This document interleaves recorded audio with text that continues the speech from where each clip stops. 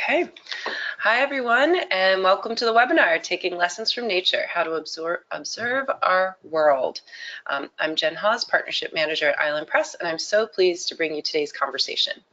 Our esteemed panel is going to discuss ways that you can utilize the knowledge of the natural world to hone your observational and practical skills, and why that's so important in the first place.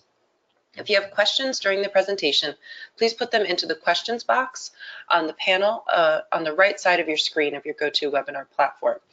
We will share your questions with the panelists at the end of the conversation. The webinar is being recorded, and we encourage you to share this free educational content with anyone that might find it useful. You'll have a link to the recording sent to you in a few days. When the webinar concludes, we'll ask you to fill out a brief survey. Your answers will help us to continue creating these free webinars, so your help is very valuable here. Today's webinar is brought to you by Island Press and Nature Camp. Island Press is an environmental nonprofit book publisher founded in 1984. Island Press began with the simple idea, knowledge is power, the power to imagine a better future and find ways for getting us there. The mission of Island Press is to elevate voices of change, shine a spotlight on crucial issues, and focus attention on sustainable solutions. Nature Camp was founded 77 years ago. They are a private, nonprofit, residential, co-ed summer camp specializing in natural history and environmental science education.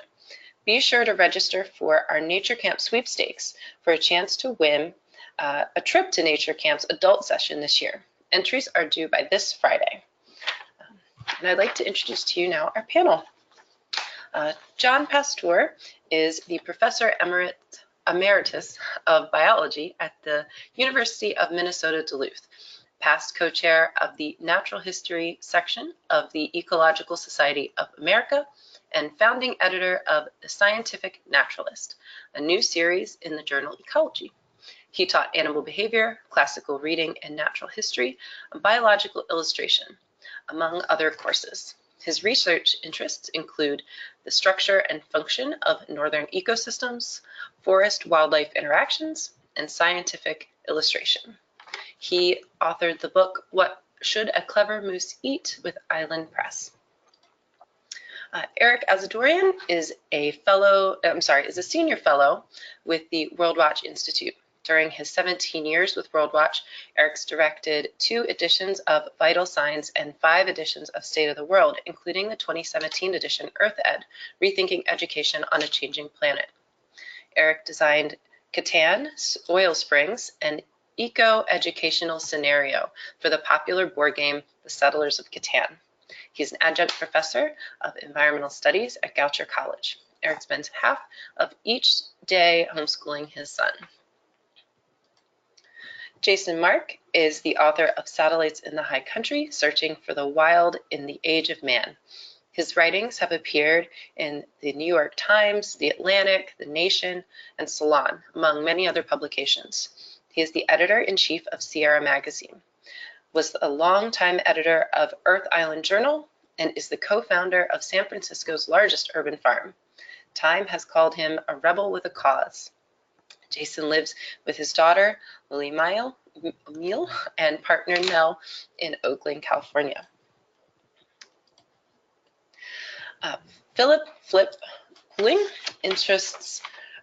Cooling's interest in the natural world began with childhood exploration of hedgerows and streams near his small town Virginia home, but it was truly cultivated during summer fortnights spent at nearby Nature Camp. Following a collegiate sojourn in New England, graduate school in North Carolina, and a stint as a field researcher for the Virginia Natural Heritage Program, Flip returned as the director of Nature Camp. For 15 years now, he's led the natural educational program in natural history for some 350 youth each summer. So now I'm going to hand this over to Flip, and he'll tell you a little bit more about himself and Nature Camp. Thank you, Jen, and I want to thank everyone else at Island Press too for helping to put this webinar together. I want to thank our panelists, and I'm certainly looking forward to hearing what you all have to say. Want to remind those of you, if you do have questions throughout the presentation, please type them into the question box. We should have about 15 minutes at the end of the webinar, and we'll try to get to as many of those questions as we can at the end. As Jen said, I am the director of a summer camp called Nature Camp. We're located in the Blue Ridge Mountains of Western Virginia, and we have been around for a little over 75 years now. Some of you may be familiar with Richard Louve's book, Last Child in the Woods, which was published about a dozen years ago, in which he explains and diagnoses the condition that he terms nature deficit disorder, which he describes as the phenomenon primarily of contemporary American culture, in which young people especially are spending much less time in the natural world. And he believes that nature deficit disorder can be linked to a number of serious medical and physical and emotional and psychological conditions. When I first heard that that book was published, my immediate thought was, you know, Nature Camp has been battling nature deficit disorder for over half a century now. That's not the reason that we were founded, but our mission has remained the same throughout the course of our history, which is simply to provide primarily young people with an immersion experience in the natural world, with the hope that by learning about the natural world, they will come to understand it, come to develop a lifelong attachment to it and love for it, and in so doing will commit themselves to taking better care of it for this and for future generations.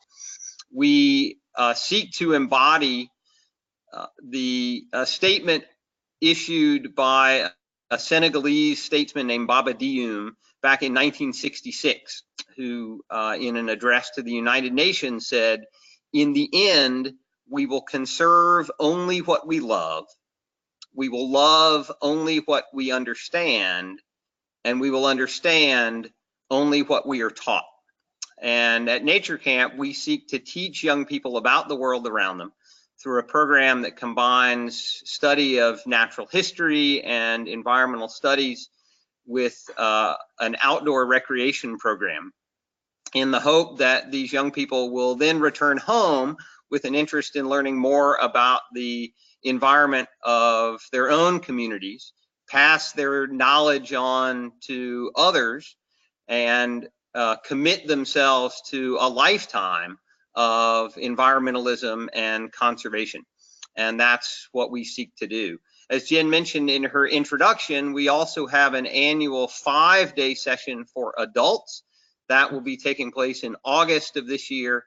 And I believe that in the information that will be coming out, there will be some more information about Nature Camp, and anyone is happy to or is invited to learn more about our program simply at www.naturecamp.net. So at this point, we'll begin the rest of the presentations, and I'll turn things back to Jen. All right, John, I'm giving you control. Okay, and I would also like to thank Island Press, and who's my publisher, and Nature Camp for inviting me to be a part of this. Let's see, do I have to show my screen? Sorry about that. There we go. Yeah, this is really exciting. This is my first webinar, so this is high-tech stuff for me. I have become convinced that all good questions in biology and almost all of geology start with the natural history observation. And as science becomes more and more high-tech, people feel a little estranged from it. They think it can only be done in big laboratories or big observatories, and I can't be a part of it. And that's not a good thing for our society. But natural history allows people an inroad into understanding the natural world around them, and hopefully some of the scientific issues that our society is facing. So what is natural history? It's very simple, but also very profound. It's the observational study of nature. Like I said, it's the basis of all experiments and all of theory. And sometimes because it's just observational and requires really nothing more than a notebook and a pencil and, I don't know, maybe a calendar and a clock of some kind. But there's two core contributions of natural history to science in general. One is the life cycle of organisms. How does an organism change from its birth, either as a seed germinating or birth of an egg germinating, like from or a bird or whatever, and how does that organism develop over its lifetime until it starts to reproduce? The life histories of organisms are the way they interact with their environment, and they're going to interact with different parts of the environment and different other organisms in different ways throughout their life history. We know very little about the life history of most organisms, but to conserve them, we need to learn more. And this is where citizen scientists can really come into importance in providing data like this. The other is phenology, which is kind of related. Phenology is the seasonal changes in the environment around us and how organisms react to those seasonal changes. And it can include things like, for plants, when is bud burst and leaf out, to flowering, to seed production, leaf fall in the fall, and in those kinds of northern environments especially, and how does it deal with the winter. For animals, phenology could be tied to migration. When does it arrive, or when does the organism first appear active in the spring? What does it do over the summer? What is the timing of mating, of giving birth to young, of fledging the young, and so forth? And then either going into some quiescent stage in the winter, or remaining active in the winter, or migrating to a more hospitable place in the winter. Observations on phenology and life cycles are critically important to the conservation of organisms. And as the climate in particular is changing around the world, that is affecting the life cycles of organisms and their phenology in ways that we really don't understand what's going to happen. And the conservation, not just organisms or species, but of entire food webs, it's going to be critical to understand the life cycle and phenology. So that's sort of the intellectual foundation of natural history. So how to do natural history? You could do it anywhere, anytime, any place. You don't have to go to Africa. You don't have to go to Antarctica. Well, even though it's nice to do things like that, if we're fortunate to do it, you could do natural history in the middle of a city. In fact, important natural history questions are often asked in the city. Pigeons have a natural history. Dandelions have a natural history. So, or in your garden, tomatoes have a natural history. So it could be done in the woods, it could be done out in the prairies, it could be done in coral reefs, but it doesn't have to be done there. You could do the natural history of the geranium on your windowsill. So what is important when you try to start to do natural history? I think what's important is that you record some kind of tangible reaction to your observations. That kind of personalizes it for you and internalizes it for you. It helps stimulate further observations. It helps keep you going. So you get into more of a habit of making these kinds of observations and then doing something about them. So how do you make these tangible reactions? One is, if you're into social media, make your social media, your Facebook page or your Instagram or your Twitter stream, make it a record of the natural history observations of what's happening in your surroundings right now. You could take photographs of animals in the snow, mouse tracks in the snow, and post it on Facebook or Twitter and say, hey, I just saw this today, or photographs of flowers blooming or whatever. But the idea is to make it continuous and keep doing it, make some kind of tangible reaction to this. Another way to do it that is the old-fashioned way, but I like, because I'm not always within range of social media whenever I'm out in the woods is notebooks. And notebooks range in, there's almost an infinite variety of notebooks.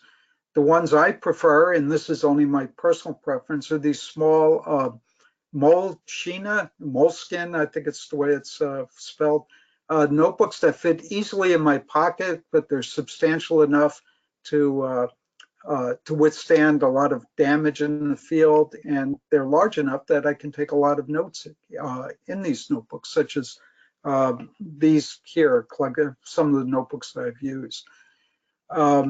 Let's see, how do I advance this slide, Jen? You what do I can need to do? click. That should help. Try to just do right click. Oh, there we go. Perfect. There we go.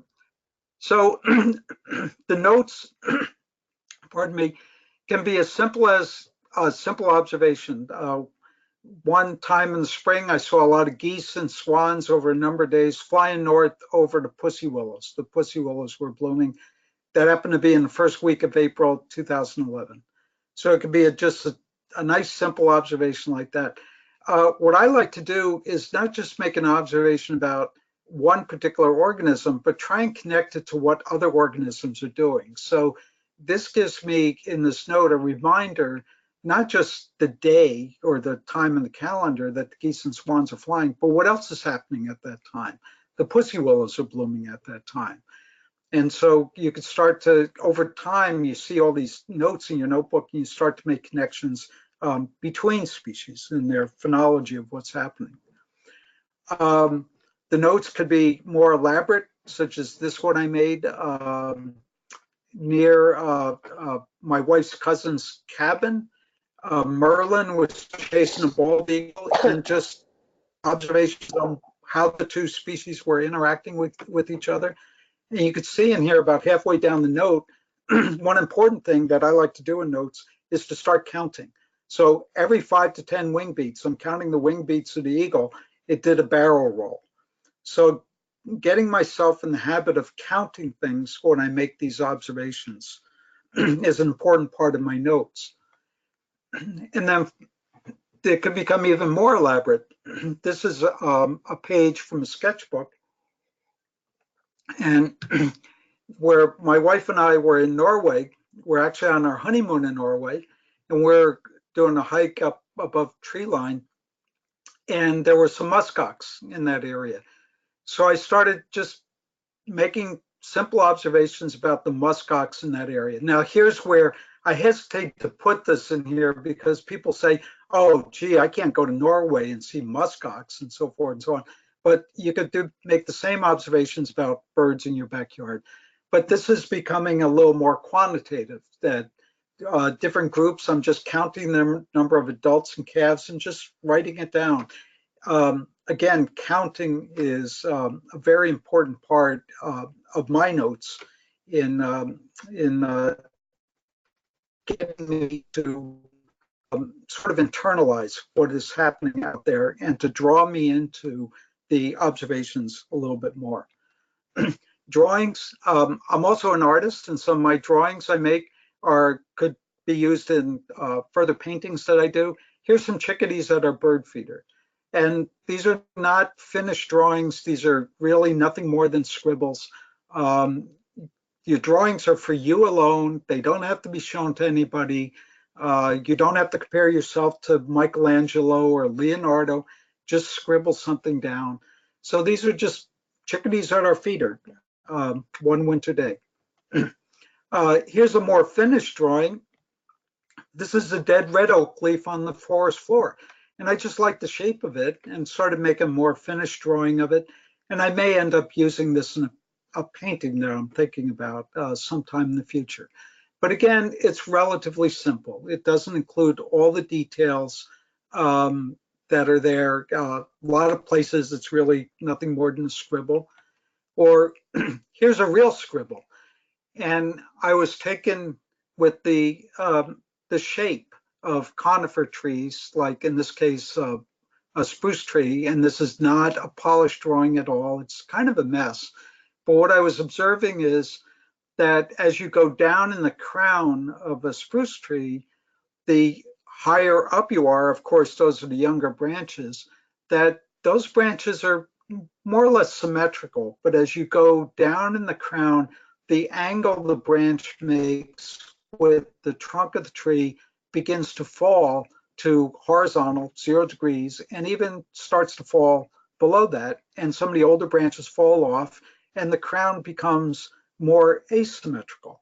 Well, it's just a little scribble to remind me that if I'm painting spruce trees or doing some artwork involving spruce trees, that I need to capture this changing symmetry within the crown. But it also raises a lot of interesting questions about the natural history of the spruce tree. How fast does the angle of the branch falls as the tree gets older? How many degrees per year does the angle fall to 0?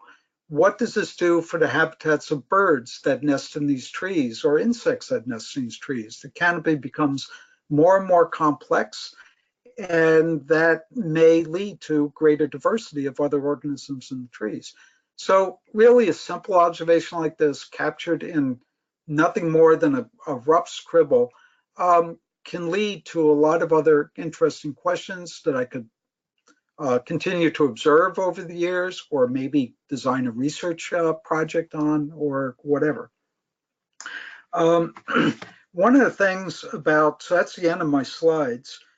One of the things that I think can be intimidating to a lot of people is, well, I don't know all the species that are out there, and there's a lot of them, and how am I going to learn how to do this? Well, there are tons of books and field guides. The Peterson field guides are my favorite go-to, but there are a lot of field guides that are just local field guides or regional field guides now. And I would suggest that you start with those, because they contain the most common species within your region. So if you see it, it's probably in that field guide. And if it's in that field guide, you probably have a good chance of seeing it in your locale. I gave Jen 3 books that I think are just superb examples of natural history books. One is an old book, but still in print, by Anna Botsford Comstock. It's called The Handbook of Nature Study. And I'm sure Flip and Jason and Eric know about this. This was the standard textbook of natural history that was used to teach children years ago, when natural history was an important part of childhood education.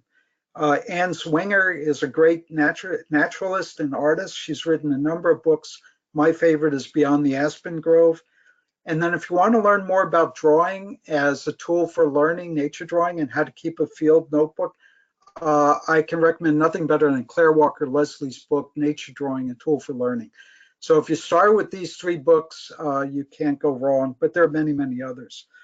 There are also many apps out now for your phone, where you could actually just point your phone at an organism, a flower, a tree, a bee, whatever, an insect, take a picture, and then the app will tell you what that organism is, or at least what family it's in, if not down to the species level. A new one by the California Museum of Natural History, or California Museum of Science, Academy of Science, and the National Geographic. It was a joint venture. It's called SEEK, S-E-E-K. There's also the National Phenology Network. It's not an app, but it's a place where you could enter your phenology observations and compare it with other people's across the country. And finally, I would just end with suggesting that if you're starting, just keep it simple. Begin by focusing on one thing, a particular place, your garden, what is happening in your garden over the years, a woodlot near you, a prairie near you, or an old field. You could start with a group of species. You could say, this year, I'm going to learn all the different oaks around in my area, or all the different conifers in my area, and just keep it down to a few simple things. And the next year, start to expand beyond that. But don't become overwhelmed with the natural world. Try and start by focusing on a few things, keeping things simple. Your natural history notebooks or your Twitter feed or Facebook page doesn't have to have profound observations or anything. Just be very, very simple observations about what is happening today. And with that, I will just leave it for now and maybe answer questions later. Great, and we're handing it over to Erik. Great.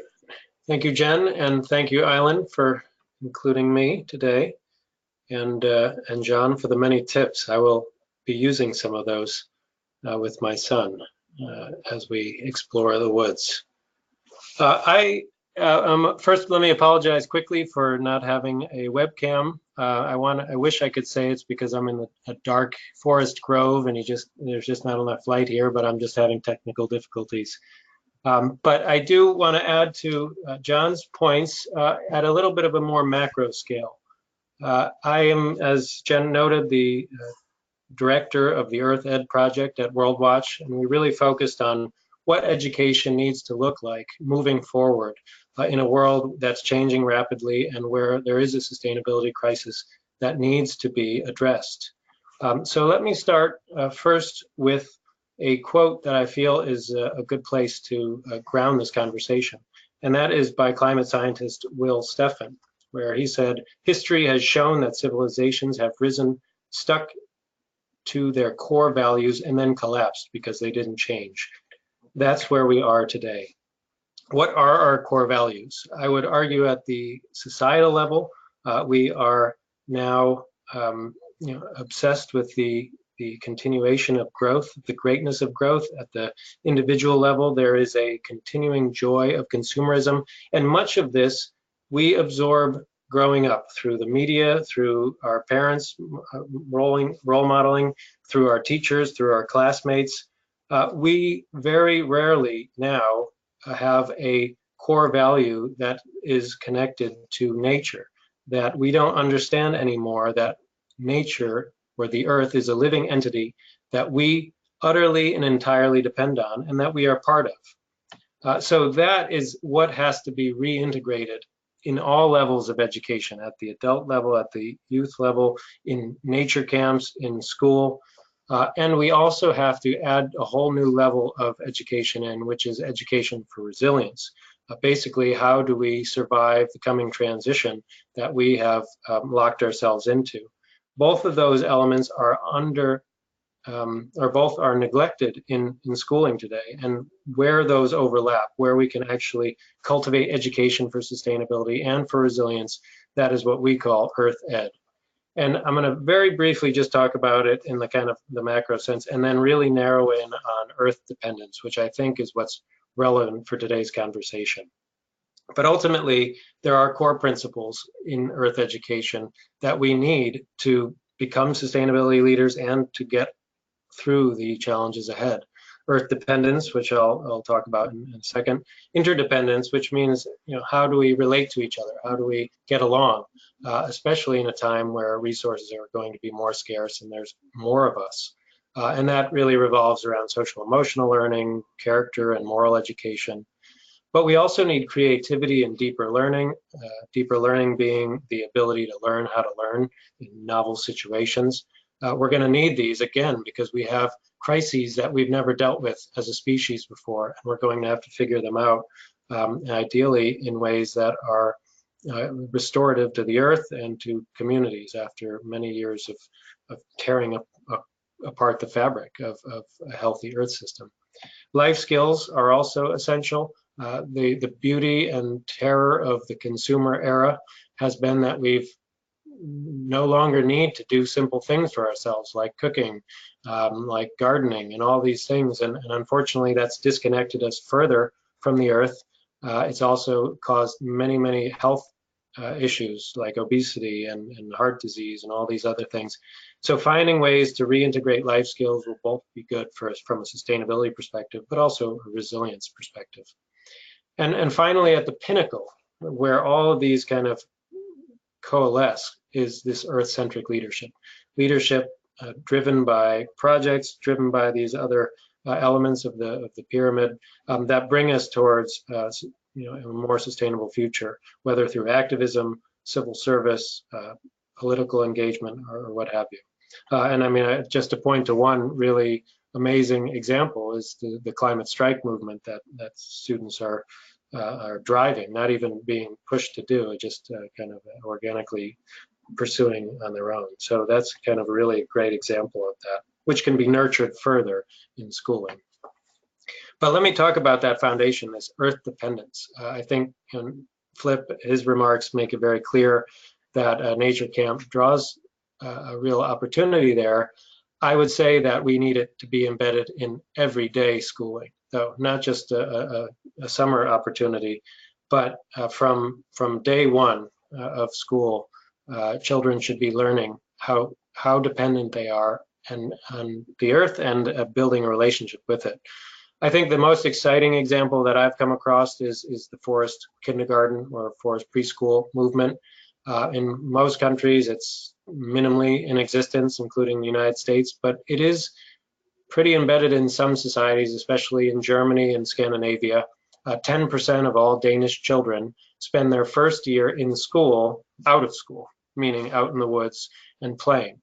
Most of forest school, you're learning basic skills, you're playing in the woods, you're getting to know those birds and plants and dead red oak leaves and whatever else is around, and kind of getting a deeper understanding at a non-intellectual at sometimes level. So there's a real opportunity to expand the forest school access, or at least embed it more in public schools. Schools in Vermont, for example, many have included a Forest Friday, which is like a forest school once a week. In fact, I do the same with my son, and as Jen mentioned, I homeschool my son, splitting the responsibilities with my wife, but I'm the one who gets him out in the woods. And so we did a lot of that in DC even. You don't need a lot of wilderness to get out in the wilderness, right? A pocket park will work, a garden will work. Just as John said, you don't need to go to Norway to explore. So we spent a lot of time in Rock Creek Park. We harvested acorns from all around the city, and we processed them, and we made them into different foods. This was my son when he was 4. We continue to do that, and now we've actually moved to Connecticut, and we found a wonderful homeschool group that spends Tuesdays out in a state park for 6 hours, and he's gone in all types of weather, including deep frost and snow. And he already is becoming more naturally comfortable in a wilderness setting or a nature setting than I ever will be, frankly. I think nature awareness is similar to a foreign language. If you're learning it, or a language in general, if you're learning it as a child, you become naturally aware of it at a brain level, unlike when you learn it as an adult, which is my time in nature. It was in my adult years. So I will always speak pigeon nature, never at a kind of a native level. But he's already learning the skills. We went recently to the Mid-Atlantic Primitive Skills Meet down in Maryland, and we're taking classes together. And there's real opportunity in formal education and informal education at the young level, but also at the adult levels, to really embed nature into everyone's education. And these images, the top ones are of adolescents in college, in high school, learning different aspects of nature awareness, whether in the middle, planting trees. To the left, there is college students doing a waste audit. To the right, there is an adolescent woman learning to make a canoe out of reeds. But what's interesting is the bottom 2 images are full adults, not adolescents, and they're actually prison inmates.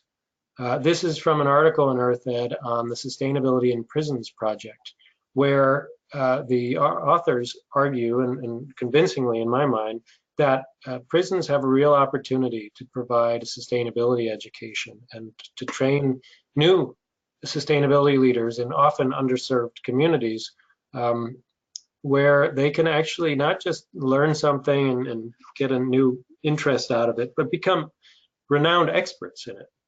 the examples in that chapter actually point to several inmates who have co-authored journal articles on pollination and breeding of endangered plants. The individual on the right in the white t-shirt, he is in the Monroe Correctional facility, and he's now a renowned expert on vermicomposting, where people are actually traveling to this prison to get his expertise. And so there's real opportunity to embed nature education, even in surprising places. You wouldn't think in a prison that that's easy to do, but it isn't that difficult to create the opportunities, whether in waste management or in gardening or in building these bigger programs. That's possible, and especially that goes even more so with colleges and schools.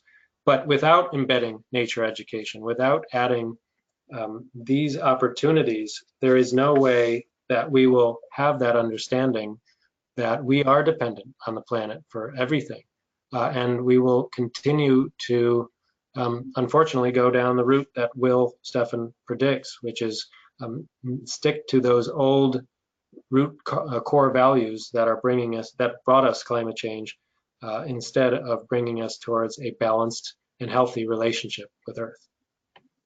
Thank you.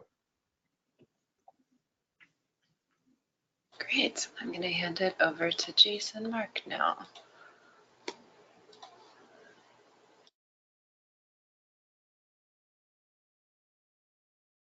Can you hear me now? I think so. Thanks again to Island Press, to Jen for organizing this.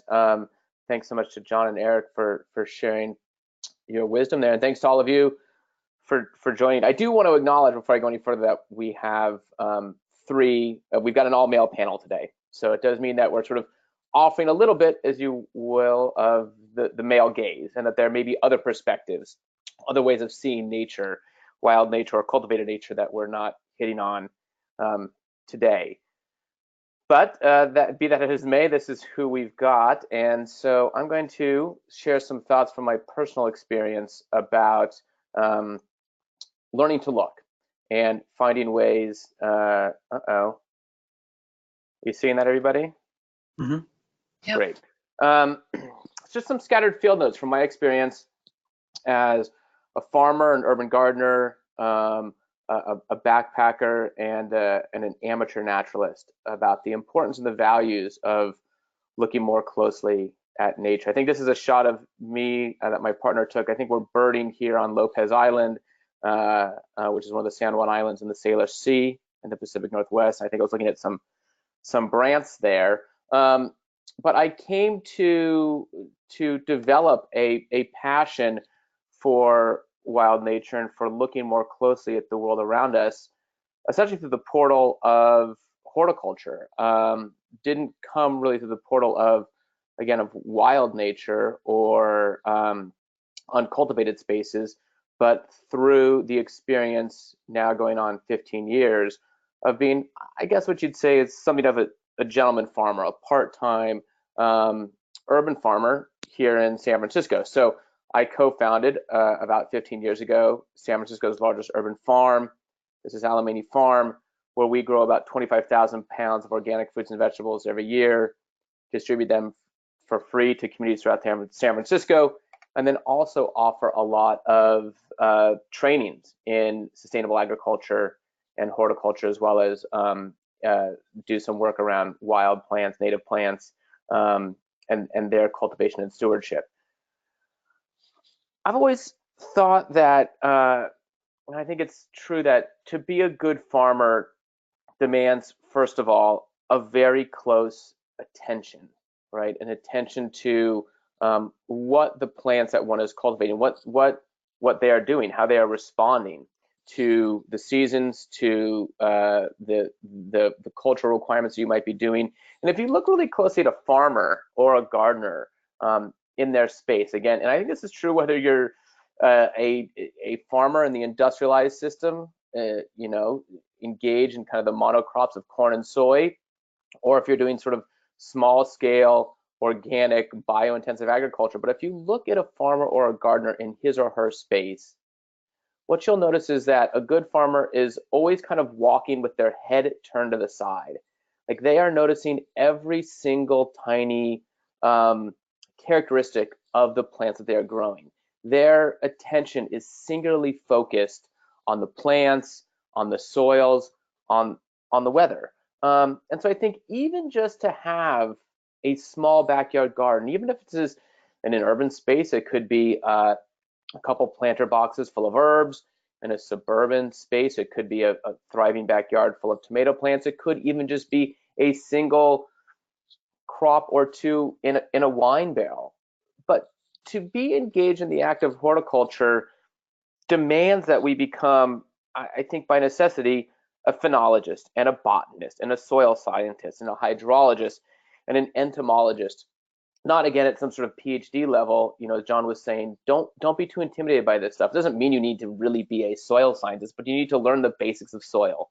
You need to learn the basics of weather. And as you do that, you will become more attuned to the world around you, even beyond your garden. So kind of riffing off what Erik was talking about. So this is my daughter, and we are out, this is like 3 weeks ago, we are out in our neighborhood, gleaning loquats from neighbors' trees, of course with their permission, but going to trees that are not being harvested and harvesting loquats, which is a really delicious fruit that comes out of China and is now frequently planted throughout Northern California. And so my daughter, she's only 4 years old, but she's developed this mental map of all the loquats in the neighborhood and routinely blows away her mother with her knowledge of where all the loquats are. She's sort of designed her mental map, her geography of the neighborhood, as you will, around where the loquat trees are, also where the plum trees are that we also glean. And so I think once one becomes attuned to the natural world, especially through food crops, you just developed a tighter focus, in part because some measure of your sustenance is based upon noticing, upon seeing things more clearly and developing a knowledge of place.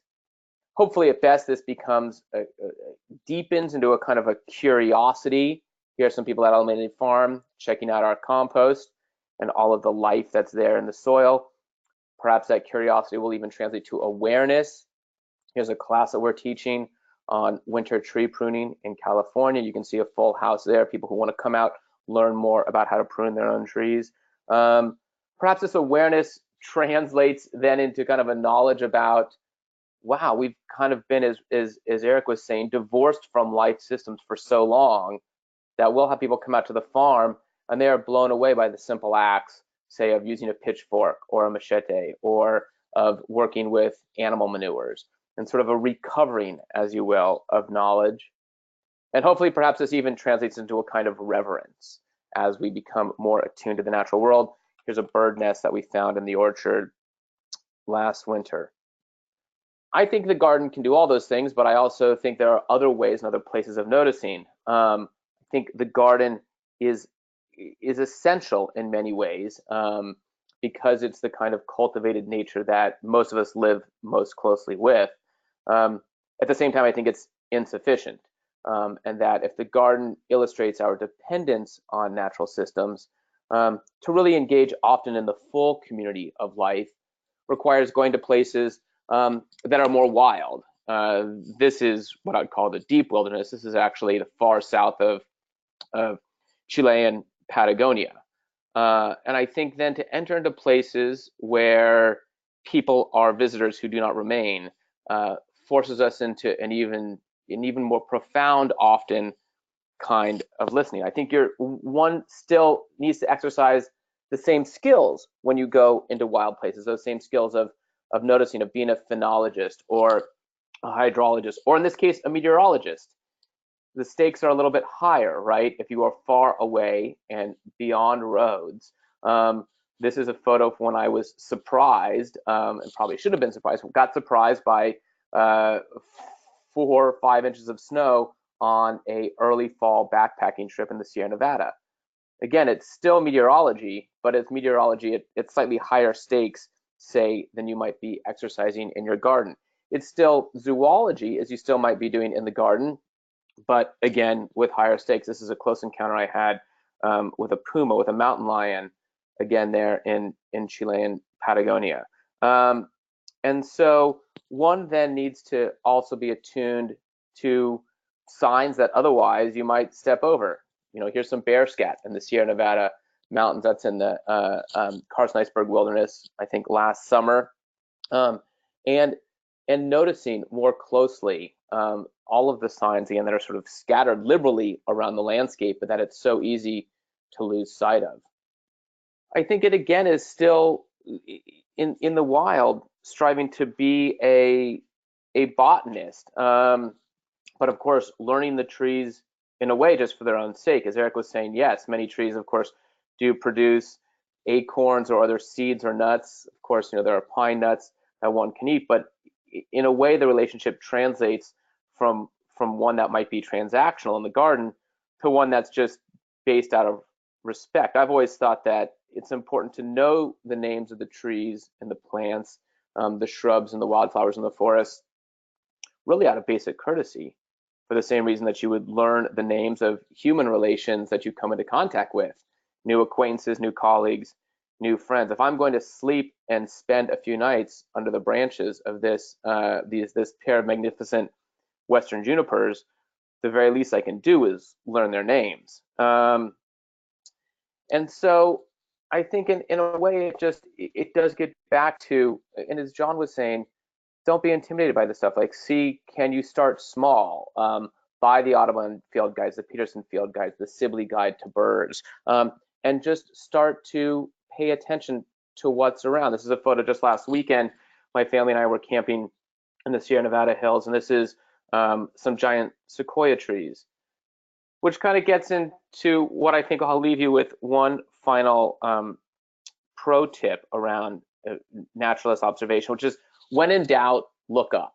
I think so often it's easy for us to keep our field of vision just to what's immediately around us. But when you look up, of course, you're going to see a whole community of trees, and you might then also encounter a whole community, hopefully, of birds. And I do think birding offers one of the easiest ways to, again, find a portal into the natural world, because they're all around us and they're ubiquitous, even in city landscapes and even in urban spaces where there's great diversity of bird life, and just stopping and listening will open up a whole world to you.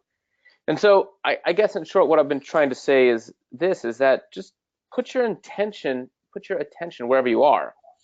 So if you're an architect, maybe that means just paying closer attention to the street plants around a public plaza or a park. And the bees say that visit them. If you've got a patch of green in your backyard, keep your eyes and ears open for the birds, for the insects, for the pollinators, butterflies, bees, bumblebees, as well as introduce European honeybees.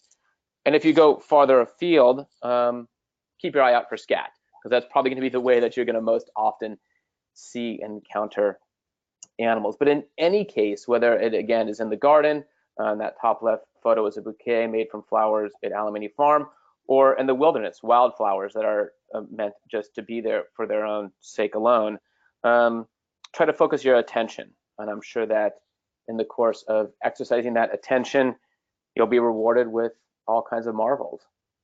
So thanks so much for listening. Appreciate it.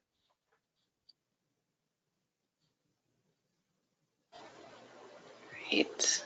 And I'll hand it to Flip to open up for questions. Well, thanks to all of you, to Jason and Erik and John, for your insightful and interesting comments and presentations. Just want to remind the audience that it's not too late to enter questions, and you can just type those in the question box and we'll try to get to them. We do have one that I want to start with that actually touches on something that each of the three of you talked about in your presentations. Jason, you mentioned that there's a lot that we can learn about the natural world simply by observing and studying and working in gardens, but you ended by talking about how we can do a lot of natural observation even in more artificial or human created environments. But you also advocated for, or at least emphasize the importance and the value of traveling to some remote areas in which we as humans are not permanent residents, but simply visitors. That, of course, is an opportunity that's not available to everyone. We did have a question that's getting at the importance and the value and perhaps some of the obstacles of studying nature in urban areas that are even more artificial or human created than a garden. And I would invite any of you to share your thoughts about the particular challenges, but also opportunities that come from studying nature in urban environments. Sure, well, that's a great question. And in many ways, it's kind of like, I think, the $64,000 question that's challenging the conservation and environmental movements right now. You mentioned earlier, Flip, that you've been really moved by Richard Louve's book, Last Child in the Woods. And recently at Sierra Magazine, we published an essay by Rich making the case that nature and time in nature really should be considered a human right.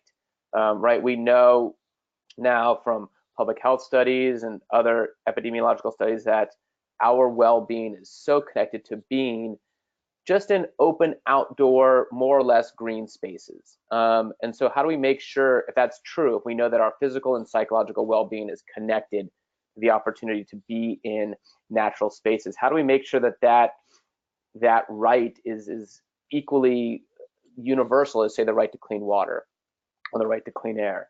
I think listen, I live in Oakland, California. It's clearly an urban environment. And yet, at the same time, and this is true of many places, you heard Erik mention Rock Creek Park. Even in an urban space, there are many nearby opportunities to engage in something that's more or less a natural space. In Oakland, we've got the East Bay Regional Parks District. I can go a really short drive, also accessible by public transit, into the hills and be among coast redwoods. There's some Oakland naturalists who have sort of charted how you can go from a watershed that moves through a largely predominantly Latino neighborhood called the Fruitvale neighborhood, and you can follow what's called Saucel Creek, Saucel being Spanish for willow, so named presumably by Spanish explorers. You can follow Saucel Creek right through the city up into the East Bay Regional Hills and find yourself in a natural area. And again, I mentioned birding. I would say you don't need, again, to even be in a natural area. Even a manicured city park or a plaza is going to be home to all sorts of bird life. Yesterday, I came up here to Bellingham, Washington, where my partner's family lives. We exited the small Bellingham airport and were waiting at the curb to be picked up when I heard this really sharp chirping coming kind of from right above our heads. We turned around and there were 3 house sparrows that had created, I couldn't actually tell if they had nested there, but at least were inhabiting this little line right at the curb there at the airport. I don't know how many people noticed that trio of sparrows there, but certainly my daughter and I did, and we looked very closely at them, and we spent maybe a scant 30 seconds checking them out. But a great example of just attuning yourself to the natural world. And I think there will be so many surprises about where life manages to elbow itself in, right? Osprey nests on top of power lines, eagle's nests in sometimes surprising areas. So life manages to find a way to get into even the most human-dominated areas. I think it is, as we're all saying, just a matter of being open to finding it. We have a couple of excellent questions here that I want to take together, even though they're not absolutely identical. One of them is, what might be the role, if any, of contemplative practices in the practice of natural history? And the other is, and this is for each of the 3 of you, how do you engage with indigenous peoples' worldviews and aspects of traditional ecological knowledge related to your own natural history observations in the place that you visit and live?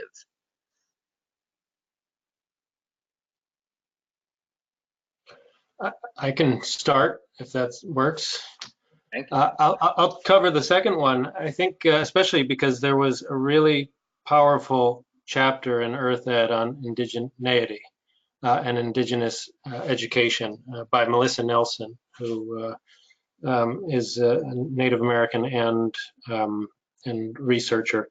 And she makes really important points that we have so much to learn from indigenous people, not just kind of the nature stories and the kind of deep level knowledge about relating to the earth, but also the traumas of being dislocated, of being near the brink of destruction, which we collectively, human species, are going to be grappling with in the centuries to come as climate change disrupts so much. So there's so much to learn, and for me, I'm actually her chapter opened up a freedom to kind of embrace the what the head of the primitive skills meet in the Mid-Atlantic calls our birthright, right? I mean, native indigenous skills, ancestral skills are truly our birthright. Having the understanding of what trees are needed for to provide food, shelter, clothing, fiber, all of that is a really valuable way to relate to the earth. I'm not one who is writing in journals when I go out in the woods. I'm looking for ways to be in relation with those plants. Jason, you make a good point that just out of respect, we should understand the trees' names and know the trees' names. But I would push back a little bit that if you meet somebody, you automatically start figuring out how you would be in relationship with them. If they're the baker, well, they're probably known for baking bread, right? That doesn't mean you can't become their friend and have a deeper relationship and more spiritual relationship, but you probably want to know that acorns are produced on oak trees and the linden tree makes great fire and that kind of thing. So that doesn't shift them into a purely transactional mode. But I think and I hesitate to say this because I think walking with a traditional eye in a landscape, one would be recognizing every plant and its value immediately, right? It's a life or death thing, right? You want to be able to know what you can utilize those plants for when needed. So I think indigenous worldviews, have so much to add to the conversation, rather than just being aware of the natural history around us, but being understanding of our direct relationship with those landscapes. That's an excellent point, Erik. Please go ahead, John. I've been working with several local bands of Ojibwe Indians in northern Minnesota on issues around wild rice for the last 15 years. My research actually on that actually started with an observation that the Indians commonly made about wild rice, in that it's in a particular lake, its productivity rises and falls in a 4-year cycle. Now that's a simple natural history observation, but it led us to say, well, what might be the cause of that cycle? And then start some experiments to test hypotheses and so forth, and develop mathematical models and whatnot. And that went on for about 12 years. And then we switched to research on, they noticed that as sulfate from local mines began to enter into these wild rice waters, the productivity of the wild rice started to decline. And so that was a more practical thing. And we started doing research on that, which has led the state of Minnesota to reconsider some of the standards and enforcing some of the standards. But my point is that these observations from Native peoples come about through long periods of observation and passing it down orally from generation to generation. And there's not numerical data that as a scientist like I like, but nonetheless, these observations they're truth. in a real sense. And then my role as a scientist is to try and quantify these things and to ask why these observations are happening the way they are. But it's just been a really inspiring example to me of how being out in the woods like these Native Americans are all the time, and they're still practicing in many cases much of their traditional hunting and gathering relationship to the woods, leads to observations that can then lead to all kinds of research in what I'm doing. So again, the natural history observations that they're doing is kind of the spark and the basis for a lot of the research that I've done. I know it's 2 o'clock and our allotted time is just about out, but I wanted to get to at least another one more pair of questions quickly, and these may be most closely directed to John and Erik. One participant simply asked, what's the best way for a teacher to get started? And someone else asked, following up on Erik's point about the Forest Fridays, exactly what they would look like for a school that wants to participate, and what does a Forest Friday look like for the students? Maybe I could just briefly start by relating a story. I actually grew up a lot of on my grandparents' farm, and we did a lot of stuff gathering things out in the woods. But what really led me to think of natural history and biology as a way of life was my 6th grade teacher, who just loved this.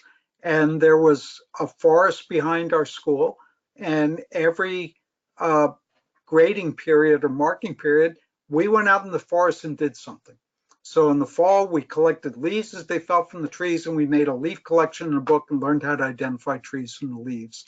And in the winter, we did some animal tracking. And in the spring, with the bird migration coming back, she was a great bird watcher. So that really inspired me a lot. And it's just take your kids outside, get outside of the classroom. There was an old saying, the real classroom is outside, get into it. And I think that's still the case. And just to a nearby city park. And you don't have to be, as a teacher, to know everything. In fact, it's actually good as a teacher, I think, sometimes to show the students we don't know everything, but we know how to ask the right question and then start to find an answer to it. And I think that's really instructive for students to learn. Yeah, John, I would reinforce both of those points. I certainly, being a first-time teacher in a homeschool setting, I admit readily that I don't know everything. And we look it up together and we learn together. But I think teachers can, the key is to get children outside, and that can be in the backyard of the schoolyard to do a little gardening, or if there's some wetlands on the edge, or a city park, or if the only option is to take a bus now and again, that's fine. I know here in Middletown, the students in the more urbanized section of the city, they take regular field trips, even to an old traditional garden graveyard, not too far in Middletown, but it's beautiful. It has so many old species of trees and wildlands and old geography embedded into it, both in the stones and everything. So a field trip into nature can look many different ways. It doesn't have to be just, this is our forest every time. And I mean, ideally, there is a place where you can go to regularly. So as John noted, you can start observing and tracking kind of the evolution of things. Maybe, the next 10 years of first graders can discover a trend in warming or something in that area. But there's a real opportunity to get outside, and even if that's just in a pocket park somewhere, the more children get out of the classroom, the more opportunity they have to start developing those relationships.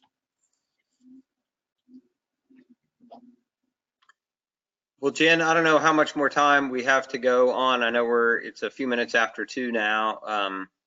Yeah, we should, I think we can wrap up now. Mm-hmm. That would be Great. So I just want to apologize to those of you who did comment in with some other questions and comments that we didn't have time to get to all those with our panelists, but I appreciate your interest and your participation in the webinar today. And thank you, everyone. Thank you to our panelists for being here. And we'll send a follow-up with the recording. And please grab a book, use the webinar code if any of these seem interesting to you, and get into the sweepstakes for Nature Camp. So thank you, everyone. Have a great day. Thank you. Thanks. Thank you all. Thank Thank you. you.